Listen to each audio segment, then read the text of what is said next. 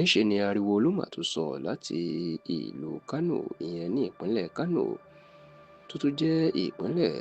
tí ìbò ti pọ̀jù ní ilẹ̀ Haúsá lọ́jọ́ Ẹtì tí í ṣe ọjọ́ Friday ọ̀sẹ̀ tá a wà yìí, ìyẹn ọjọ́ kẹfà oṣù kejìlá ọdún 2024, the 6th of December 2024, nígbà tí àwọn ọlọ́pàá tí wọ́n lọ sí ààfin ọba ìlú Emir ìlú Kánò, Emir Muhammad Sanusi Lamido Sanusi, tí wọ́n sì dé inú ààfin náà tí wọn kò fẹ́ kí Emir kó jáde, ṣùgbọ́n tí ìjọba ìpínlẹ̀ Kánò lábẹ́ gómìnà Abba Yusuf tó ti jẹ́ kó di mọ̀ pé ìjọba àpapọ̀ lókè lábẹ́ ààrẹ Bọ́lá Ahmed Tinubu àwọn ló wá ṣiṣẹ́ ibi náà àti pé wọ́n fẹ́ da ìpínlẹ̀ Kánò rú ni, tó sì ní àwọn ò ní lajú sílẹ̀ kí wọ́n da ìpínlẹ̀ Kánò rú. Ṣé tẹ́lẹ̀ ipò ọ̀rọ̀ ọba ìlú Kánò ó ti ń dá wàhálà sílẹ̀ ní ìpínlẹ̀ Kánò tẹ́lẹ̀, nígbà tí gómìnà Abba Yusuf tó yọ Emir ìlú Kánò tó bá lórí oyè, ìyún Emir Bayero tó sì fi Sanusi Lamido Sanusi rọ́pò ẹ̀. Látìgbà náà ni eku ti ké bí eku tẹ́yẹ ò ké bí ẹyẹ ní ìpínlẹ̀ Kánò mọ́,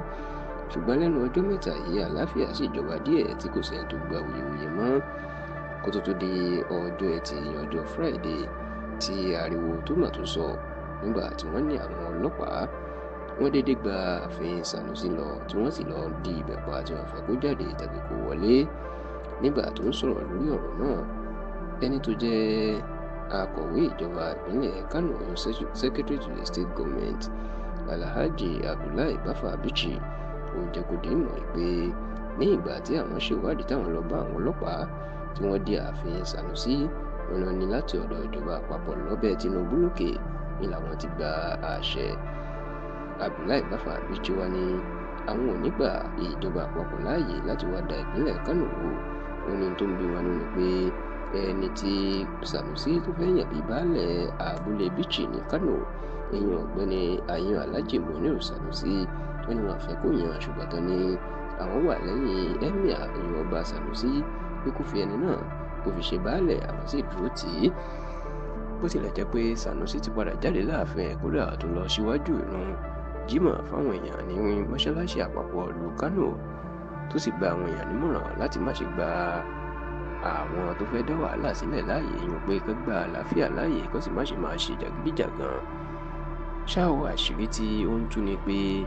wọ́n ní ìjọba àpapọ̀ pàápàá ààrẹ Bọ́lá Tinubu gbọ́ àṣírí pé Sanusi ó fẹ́ ṣe ìpàdé kan pẹ̀lú àwọn onímọ̀ nípa ọrọ̀ ajé lórí òfin àtúntò owó orí tó fẹ́ gbé jáde. Ẹ rántí pé àtúntò owó orí tí Tinubu fẹ́ gbé jáde, ìyẹn tax reform bill, ó ti di ariwo èyí tí àwọn alágbára ilẹ̀ Haúsá tó yarí pé àwọn ò fẹ́, tí wọ́n sì ní nítorí pé Tinubu gbọ́ pé Sanusi ó fẹ́ ṣèpàdé pẹ̀lú àwọn kan lórí ọ̀rọ̀ náà tó sì máa sọ̀rọ̀ lórí àtúntò owó orí náà. Iná ló jẹ́ kẹ́rù bá wọn nítorí pé ọ̀rọ̀ ẹ̀ yóò lágbára ní Haúsá tí wọ́n sì fẹ́ kí ó wáyé. Ní báyìí ọ̀rọ̀ tó ti ń di wàhálà ní ìpínlẹ̀ Kánò tó sì jẹ́ pé Tinubu náà nàka àbùkù sí tọ́rọ̀ ọ̀hún tó sì ti ń di iṣu àtàyànyàn báyìí.